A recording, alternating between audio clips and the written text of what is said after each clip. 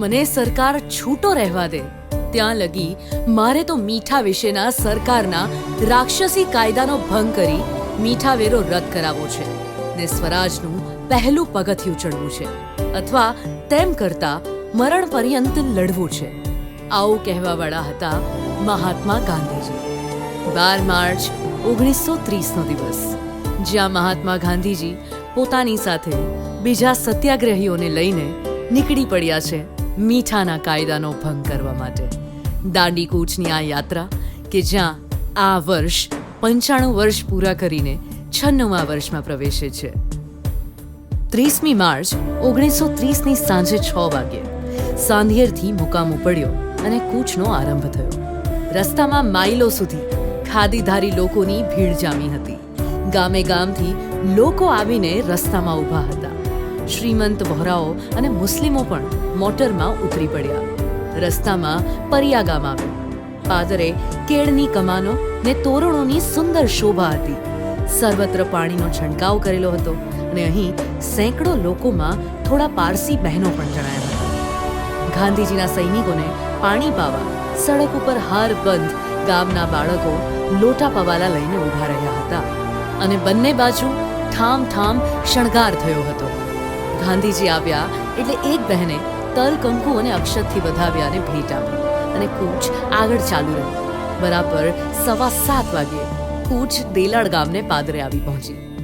પ્રાર્થનાનો સમય થઈ ગયો હતો એટલે ગામ બહારના એક મોટા ખેતરમાં પ્રાર્થના થઈ. ખરેજીએ તું દયાળુ દિન હું એ ભજન ગાયું. 7 થી 8 હજારની હાજરી હતી અને ખૂબ જ સુંદર શાંતિ જળવાઈ હતી. પંડિતજીની રામધૂન પછી કાનજીભાઈએ નિવેદન કરતા કહ્યું કે ઓલપાડ તાલુકાની આ છેલ્લી સભા છે. આપની અને આપના સૈનિકોની સગવડ માટે અમે શક્ય તે કર્યું છે. અમારી ઘણી ત્રુટીઓ હશે પણ આપની પાછળ આવવામાં અમે બનતો બધો પ્રયાસ કરીશું. દેલાડમાં ભાષણ કરતા ગાંધીજીએ કહ્યું કે ગીતામાં કહ્યું છે તેમ કે જે વસ્તુ આરંભમાં કડવી લાગે પણ પરિણામે મીઠી હોય તે સાત્વિક છે.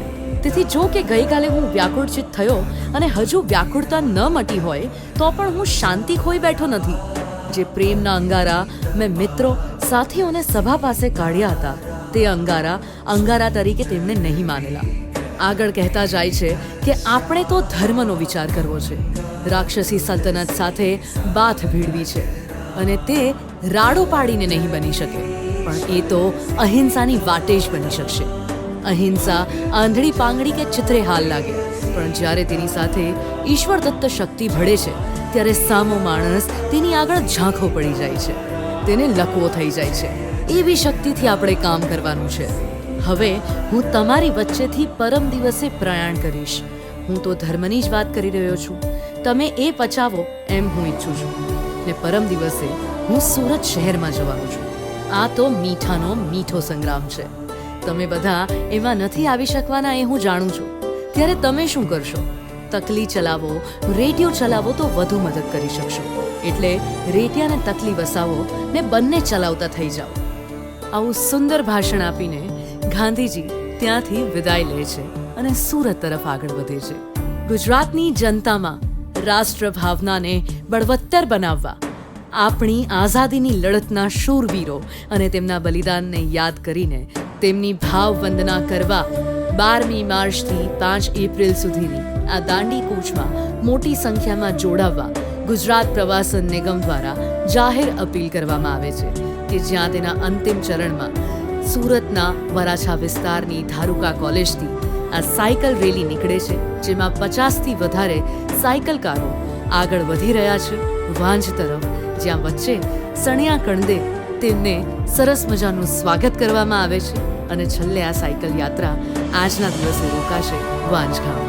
આ સાયકલ યાત્રાના રૂટમાં આવતા સુરત જિલ્લાના પોલીસ મથકના તમામ અધિકારીઓ, કર્મચારી ભાઈઓએ સાયકલ યાત્રાના રૂટ પર સાયકલ યાત્રાની સાથે હાજર રહી ઉમદા ટ્રાફિક બંદોબસ્ત ગોઠવી ખૂબ જ સારો સહકાર આપ્યો હતો. તેના માટે અમે તેમના આભારી છીએ અને દેલાડ ગામના આ યાત્રી નિવાસની મુલાકાત ચોક્કસથી લેજો.